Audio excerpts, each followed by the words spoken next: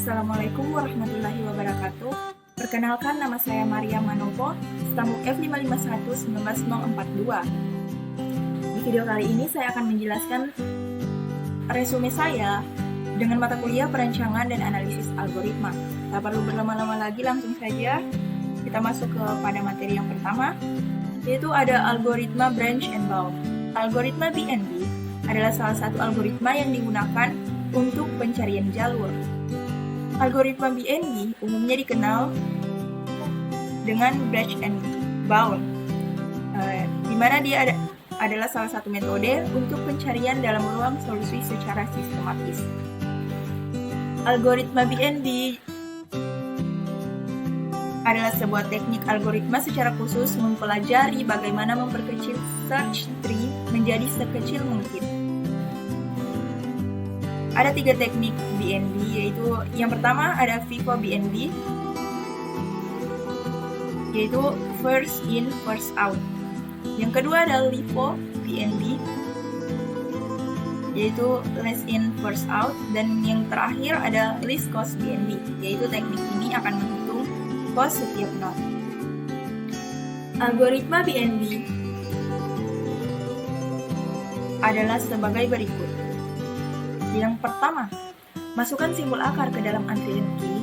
Jika simbol akar adalah simbol solusi, maka solusi telah ditemukan dan pencarian berhenti. Jika key kosong, tidak ada solusi, pencarian berhenti atau dihentikan. Jika key tidak kosong, pilih dari antrian key simpul I yang mempunyai CI paling kecil. Jika terdapat beberapa simpul I yang memenuhi, pilih salah satu secara sembarang. Jika simpul I adalah simpul solusi, artinya solusi telah ditemukan dan pencarian diberhentikan. Jika bukan, bangkitkan anak-anaknya. Jika simpul tidak memiliki anak, maka ulang lagi langkah 2. Untuk setiap anak J dari simpul I, hitung CJ dan masukkan semua anak tersebut ke dalam antrian key. Kembali ke langkah 2 hingga solusi ditemukan. Baik, di sini sudah ada contoh kasus yang telah saya buat. Yang pertama harus kita lakukan dari contoh kasus di atas, yaitu reduksi baris. Dalam pereduksian baris ini dapat kita lihat di baris pertama, angka yang paling kecil adalah 9, jadi R1 dikurang 9. Di baris kedua, angka yang paling kecil yaitu 4, jadi R2 dikurang 4. Pada baris 3, angka yang paling kecil adalah 10, jadi R3 dikurangi 10. Dan pada baris 4, angka terkecil di sini adalah 7, jadi R4 dikurang 7. Pada baris 5, nilai terkecilnya yaitu 13, jadi R5 dikurang 13. Jadi di samping sini adalah hasil dari pengurangan R1 dikurang 9, R2 dikurang 4, R3 dikurang 10, R4 dikurang 7, dan R5 dikurang 13. Lanjut ke reduksi kolom. Angka yang ada pada reduksi kolom adalah diturunkan dari reduksi baris, hasil dari reduksi baris. Di mana di sini kita lihat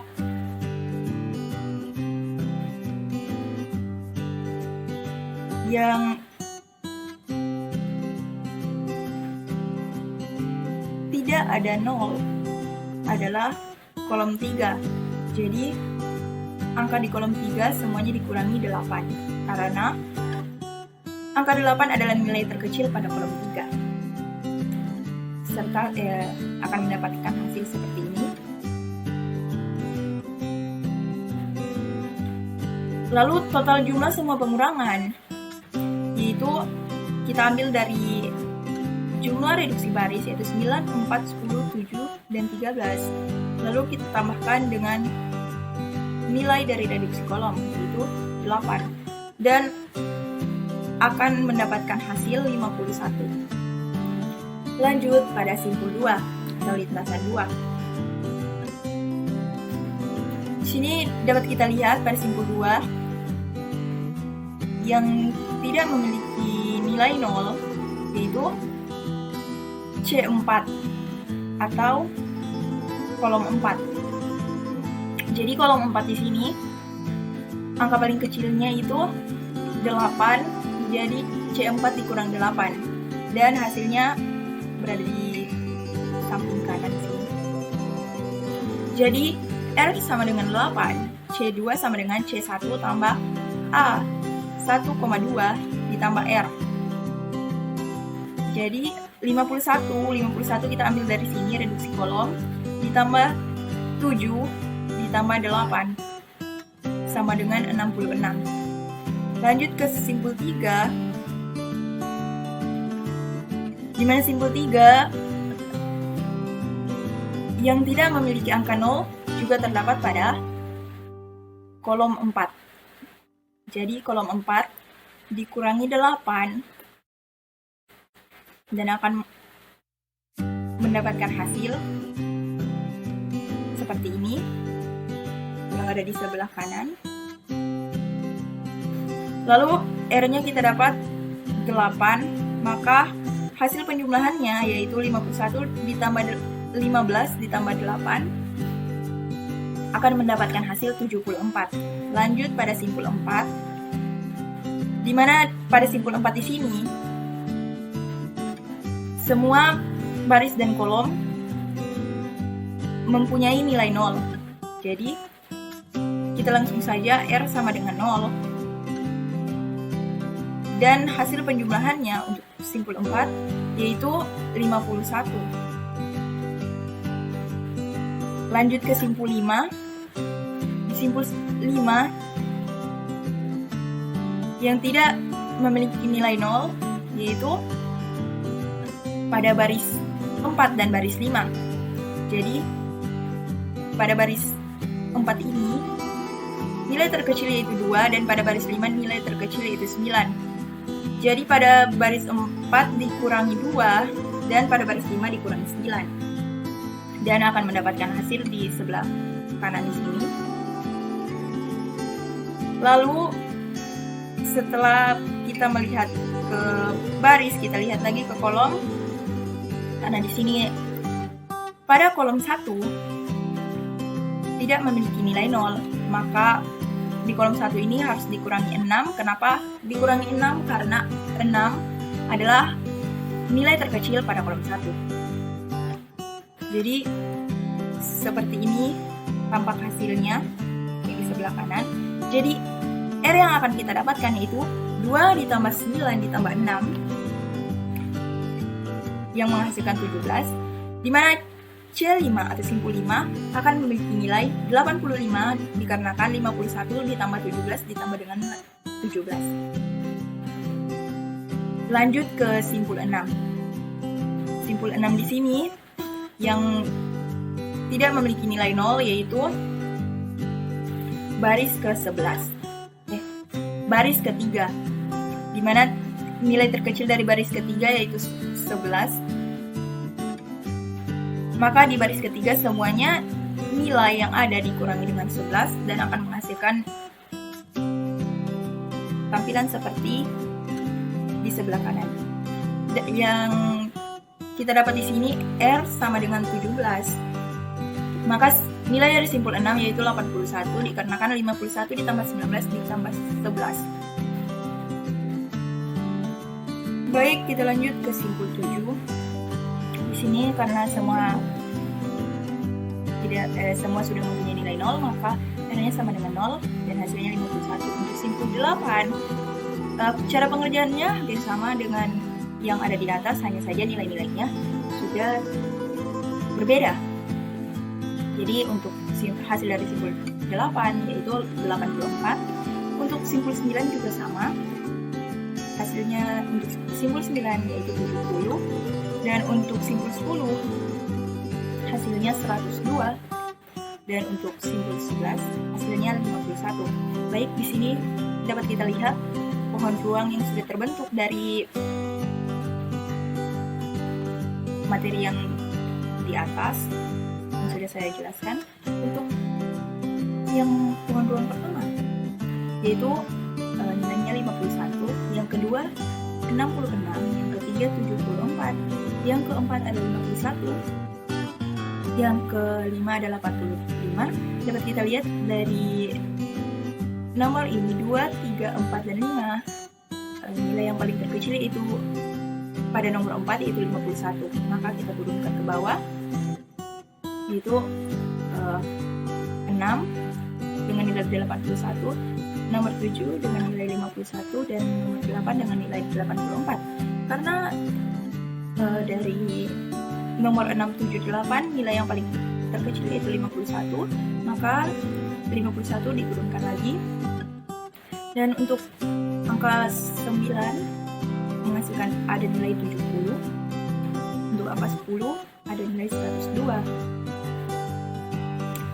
Maka di sini dilihat nilai terkecil yaitu 70. Maka dapat diturunkan lagi, yaitu ke nomor 11 dengan nilai 51. Nah, karena tidak ada simbol hidup di dalam ruang status, maka X sama dengan 1, 4, 2, 3, 5 menjadi solusi persoalan TSP di atas dengan bobot 51.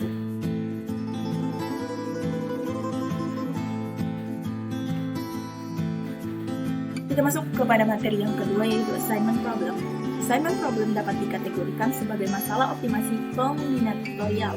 Assignment problem digunakan untuk mengatasi masalah yang berhubungan dengan penugasan yang optimal dari bermacam-macam sumber yang produktif atau personalia, yang mempunyai tingkat efisiensi yang berbeda-beda untuk tugas yang berbeda-beda pula. Assignment problem salah satu masalah dasar pada bidang optimasi kombinatorial. Selain branch and bound, banyak algoritma lain yang dapat digunakan untuk mencari solusi optimum dari masalah ini. Masalah ini dapat didefinisikan sebagai berikut. 1. Diberikan sejumlah agent dan test. Dalam makalah ini, agent dan teks memiliki jumlah yang sama, tapi pada kenyataannya bisa saja jumlah keduanya tidak sama.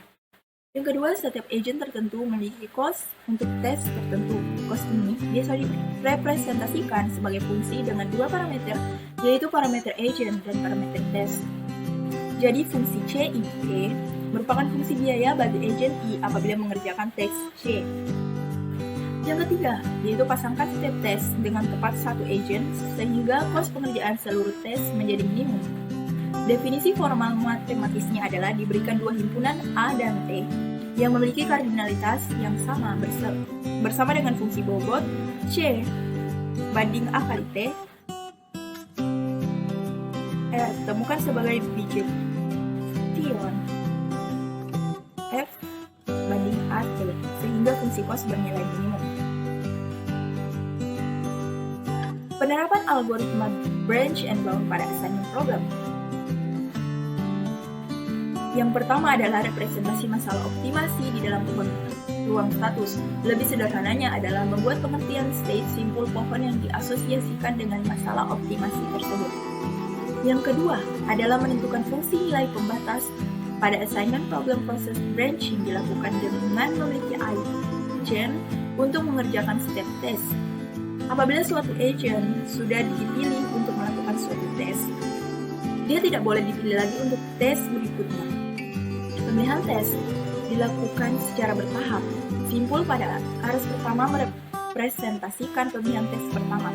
Simpul ini didapatkan dengan mengassign variabel TL dengan ID agent yang mungkin.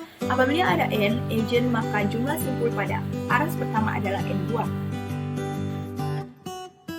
Arus kedua merepresentasikan pemilihan tes kedua. Jumlah simpul pada arus ini adalah N-1, karena satu agent sudah dipilih untuk tes sebelumnya, begitu seterusnya sampai arus yang selanjutnya. Solusi yang dihasilkan berupa tabel nilai batas suatu simpul didefinisikan dengan cost minimum yang paling mungkin apabila kita memilih agent yang bersesuaian dengan simpul tersebut. Contoh assignment problem. Di sini C untuk job 1, job 2, job 3, job 4. Dan orang A, orang B, orang C, orang D. Pada baris pertama, untuk orang A, pada baris kedua ditempati orang B, pada baris keempat ditempati orang C, dan Pada baris ketiga ditempati orang C dan pada baris keempat ditempati orang D. Job 1 ada pada kolom 1, job 2 ada pada kolom 2, job 3 ada pada kolom 3, dan job 4 ada pada kolom 4. Maka dapat kita lihat pada baris 1 nilai terkecil yaitu 2, dan pada baris 2 nilai terkecil 5. Pada baris 3 nilai terkecil adalah 3, dan pada baris 4 nilai terkecil adalah 4. Maka jika 2 ditambah 5 ditambah 3 ditambah 4 akan menghasilkan nilai 14, jadi LB sama dengan 14. A1 kurang J1, maka 2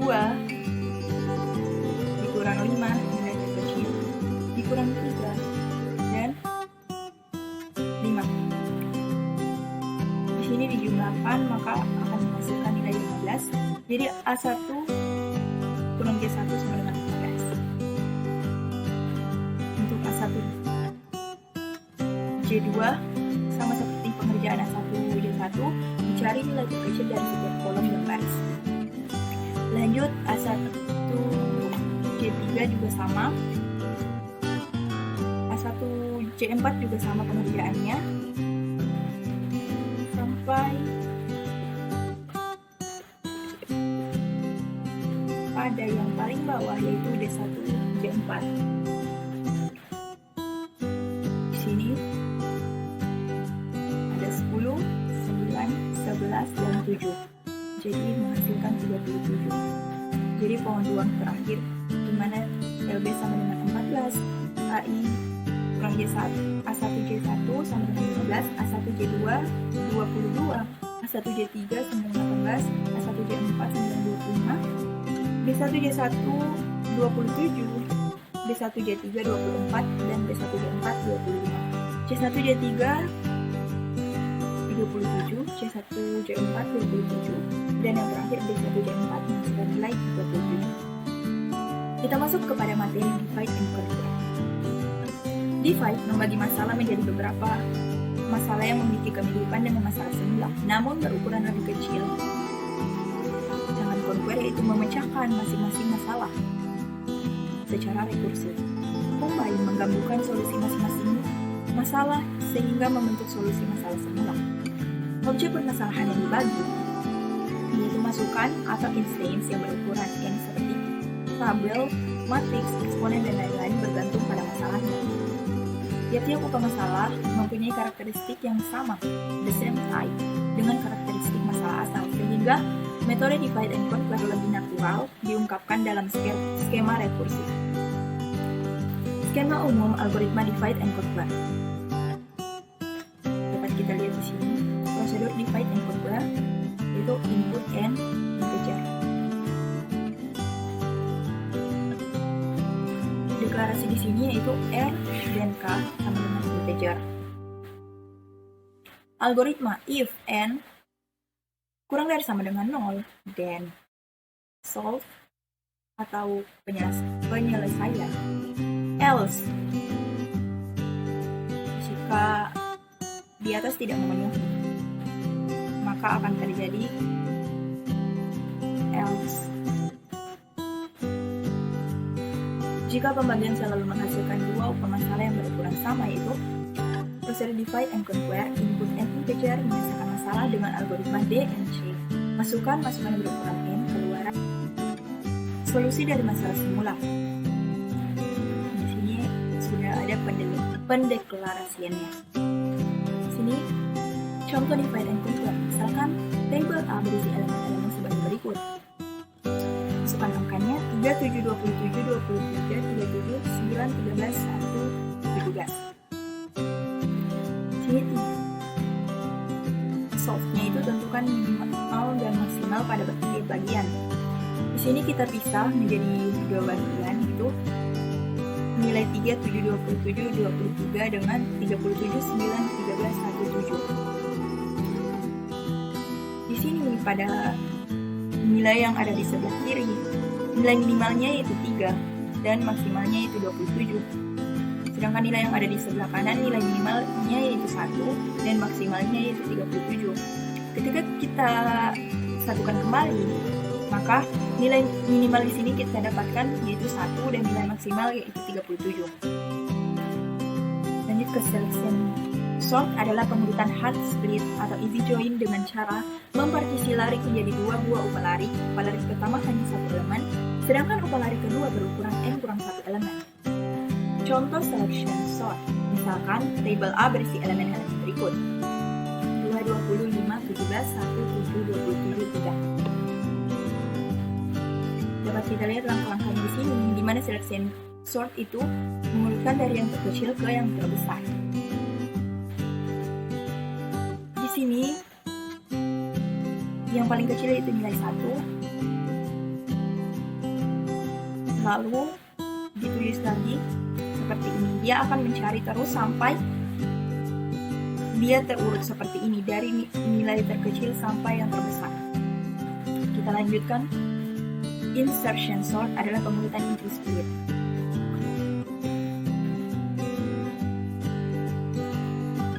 Decrease and conquer. Decrease and conquer metode perancangan algoritma dengan mereduksi persoalan menjadi 2 upah persoalan yang lebih kecil, tetapi selanjutnya hanya memproses 1 subpersoalan saja. Berbeda dengan divide and conquer yang memproses semua upah persoalan dan menggabung semua solusi setiap subpersoalan. Di dalam literatur lama, semua algoritma yang membagi persoalan menjadi 2 upah persoalan yang lebih kecil dimasukkan ke kategori divide and conquer. Meskipun demikian, tidak kedua upah persoalan hasil pembagian diselesaikan. Jika hanya 1 persoalan yang diselesaikan, maka tidak tepat dimasukkan sebagai algoritma divide and conquer. Mereka dikategorikan sebagai decrease and conquer. Algoritma decrease and conquer terdiri dari 2 tahapan. Yang pertama yaitu decrease. Dia mereduksi persoalan menjadi beberapa persoalan yang lebih kecil. Yang kedua ada conquer, yaitu memproses suatu upah persoalan secara rekursif. Tidak ada tahap combine dalam decrease and conquer karena hanya 1 upah persoalan yang diselesaikan. Ada 3 varian decrease and conquer. Yang pertama, decrease by a constant. Ukuran instan persoalan direduksi sebesar konstanta yang sama setiap iterasi algoritma. Biasanya konstanta sama dengan 1. Yang kedua, decrease by a constant factor. Ukuran instan persoalan direduksi sebesar faktor konstanta yang sama setiap iterasi algoritma. Biasanya faktor konstanta sama dengan 2. Yang ketiga, decrease by a variable size. Ukuran instan persoalan direduksi bervariasi pada setiap iterasi algoritma. Contoh kasus decrease and conquer itu decrease by a constant factor binary. Mencari K 27 menggunakan binary search. Dan mencari K 21 menggunakan binary search. 5 dapat kita lihat datanya 5, 8, 15, 19, 21, 32, 42. Itu dibandingkan nilai mid dengan K mid 19 dan K 21. Karena mid lebih kecil dari K, maka pencarian dilakukan pada bagian sebelah kanan. Itu 5, 8, 15, 19, mid 21, 32, 42.